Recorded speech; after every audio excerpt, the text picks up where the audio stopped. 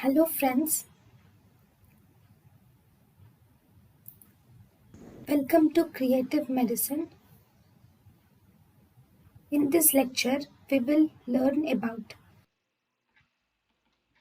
Ovulation. Primary oocyte.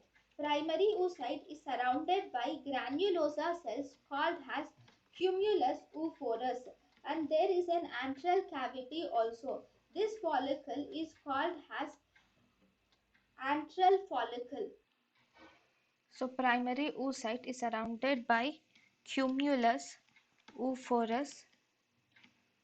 This is primary follicle. Primary oocyte is surrounded by cumulus oophorus, and there is a cavity around in the middle. This is called as antral cavity. So the primary oocyte with cumulus oophorus and antral cavity together, we call it as antral follicle. So this follicle is called as antral follicle. Next.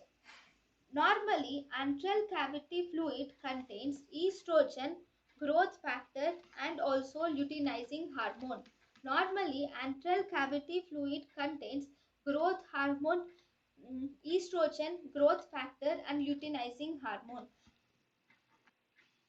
Luteinizing hormone appears in the antral cavity fluid only towards the mid cycle. Anovulation. In anovulation, if luteinizing hormone appears in the antral cavity fluid early in the cycle, then because of this luteinizing hormone appearing before the cycle, early in the cycle, So in an ovulation, in the antral cavity fluid, the luteinizing hormone will appear in the antral cavity fluid.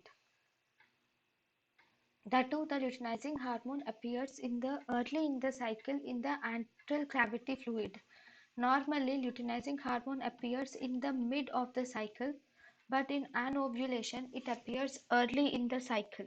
there can be atresia of the follicle and there is decreased mitotic activity of granulosa cells leading to ovulation.